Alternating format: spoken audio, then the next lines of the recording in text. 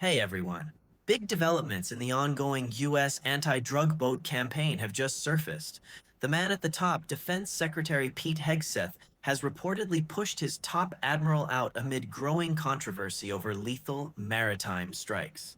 Stick around, because this could reshape what orders from the top really mean, and how the military handles accountability.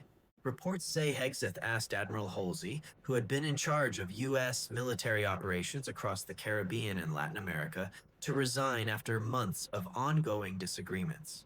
The tension reportedly intensified when Holsey raised concerns about the legality of several strikes on suspected drug smuggling vessels.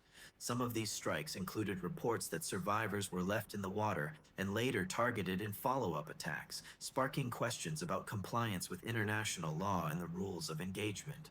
Sources say Holsey repeatedly pushed for stricter legal review and better oversight before authorizing certain operations, putting him at odds with Hegseth's more aggressive approach.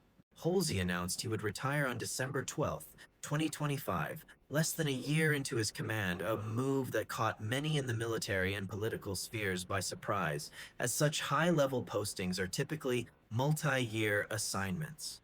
Since September 2025, the U.S. has ramped up maritime operations off Venezuela and the Caribbean under Operation Southern Spear, targeting multiple vessels suspected of drug trafficking.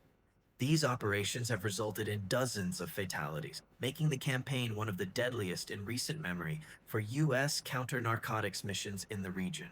Hegseth has publicly defended the strikes, arguing that commanders had to make rapid decisions under the fog of war based on the intelligence available at the time. He also emphasized that these operations were necessary to combat narco-trafficking networks and prevent illicit drugs from reaching U.S. shores. Critics, however, argue that Holsey's forced resignation is a troubling sign that dissent and legal caution may no longer be welcome in the chain of command.